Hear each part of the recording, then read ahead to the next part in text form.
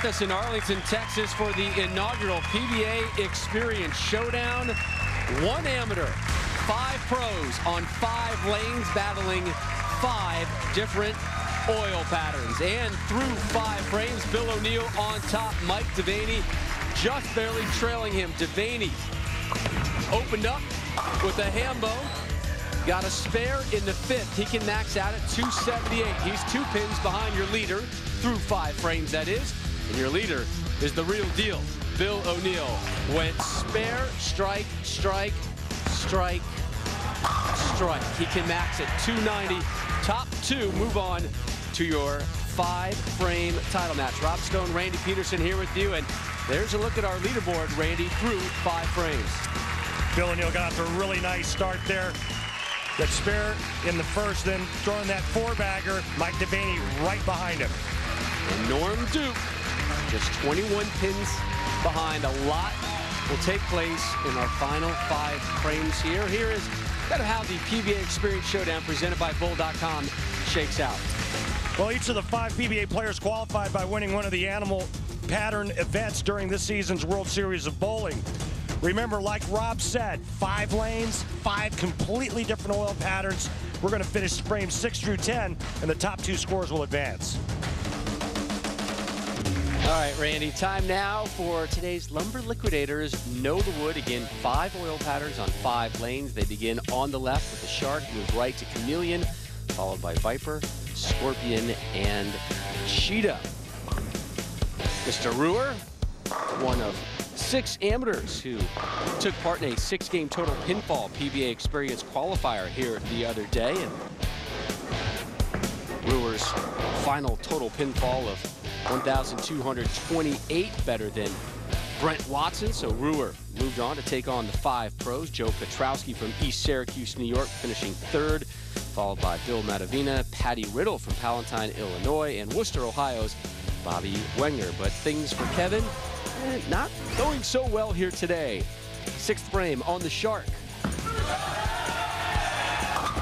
Kevin leaves the 4-7. 8th frame. This time it's the 2-7. He was unable to clean that one up. And then just moments ago in frame number 10, again, it's the 2-7. Yes. Another chance.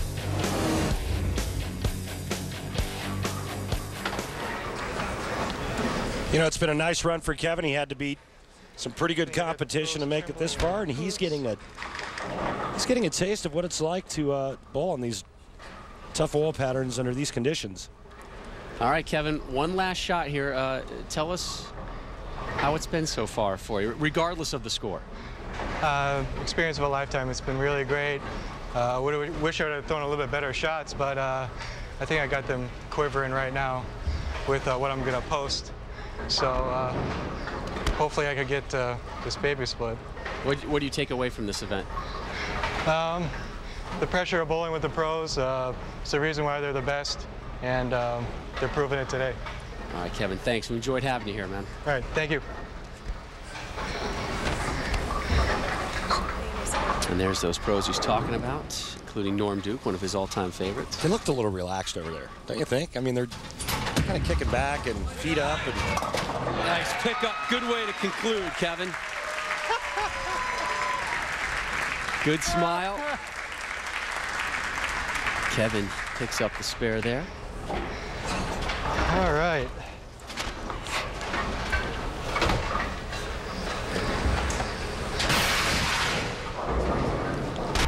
Well, it's not the way you would draw it up on paper, but it's still a spare. Still converts the baby split, so. And here he is, his final shot. Sometimes it's not how, it's how many, so. I agree. It's quantity over quality. There we go.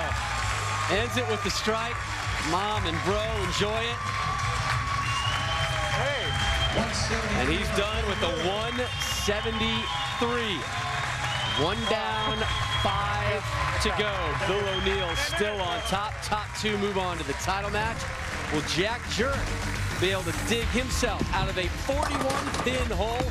We'll find out what the Ripper has in store when we return to Arlington, Texas. Peterson back here with you in Arlington, Texas, as we continue our coverage of the 2010 PBA Experience Showdown. Look now at Jack-Jurek, his score through the first ball in the 8th. He can max out with a 2.08. We flash back to Jack in the 6th, needing a strong back 5 to get into contention. He had an open frame on the Shark in the 1st. Gets all 10 to drop here in the 6th. Things not as good for him, though, in the 8th. He leaves a resilient 10-pin. This really didn't go as planned. I'm sure Jack also didn't plan on 14 years and 175 days between tour titles. We hope the drought will not be as long next time. Hey, the guy, he persevered. He worked really hard, and took a little bit of time, but he got back to the winner's circle. He won the final event of the World Series of Bowling last fall, taking on Mike Fagan. There's the 10th frame. Fagan left the 10-pin. Jack with a jack, forcing a roll-off. Fagan missing the pocket. Jurek goes on to win it. And now on the Scorpion oil pattern, finds the pocket, drops them all. And for those of you watching at home, folks, if you ever want to experience what the professionals are experiencing out here on a weekly basis, join a PBA Experience League. The patterns are identical. The only thing that changes, unlimited 10th frame right now. The only thing that changes is the surface that the oil patterns are applied to. Nice shot there by Jack-Jurek, getting the good pin action. And right now, Jack's in that same kind of position where, in order to have any chance, he needs to strike out on Cheetah. There's his 5th strike, and pretty much throughout this entire event, the Cheetah has played true to form, being the easiest of the 5 oil patterns the pros and the 1 amateur have bowled on. It's just really hard to understand how difficult the task is going across 5 lanes on 5 completely different oil patterns. It's tough enough if the oil pattern was the same, because each lane's got a little bit different topography. They're going to break down a little bit different. You made the parallel in our last show that each lane with each different oil frame or oil pattern plays like a different golf hole. My sentiments exactly. Some's a par 5. Sometimes you got the wind in your face. Sometimes you got water. Yeah, hey, the Cheetah's playing like a short par 5, reachable in 2. There's no doubt. Shark, on the other hand, not so much.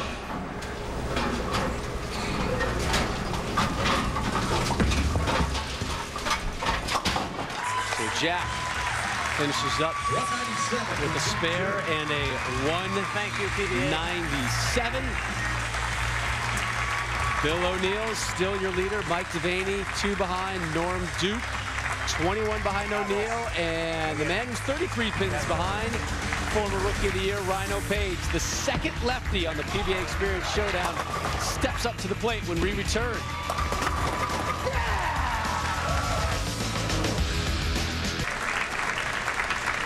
We welcome you back to Arlington, Texas, in the International Training and Research Center.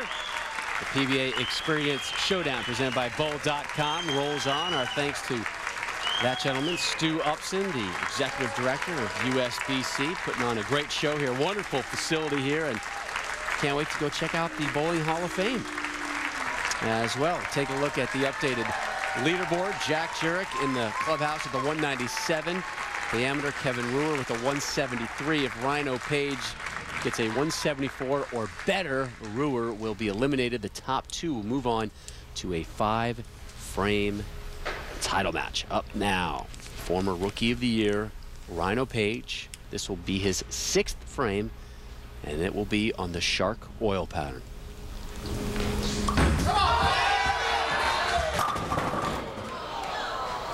Oh, brother. Well, that was a big shot, too, because he was working on a double. He could have gotten right back into this. Instead, Rhino Page, wide left, flags the head pin. Accelerates. Why do you play the middle part of the lane on Shark oil pattern, you ask, Rob? Because the outside part of the lane has got trenches full of oil. Ball actually goes straighter the farther outside of the part of the lane that you try to play. So the players move in, they try to find a bit of the track area and try to find a little bit of friction in those zones, whether you're left or right-handed. You have to play in on this oil pattern. Is it loftable? You don't want to loft it on this because, remember, the ball can't hook if it's in the air. You want the ball on the ground quick. Rhino with another good cleanup. We saw that in the earlier telecast.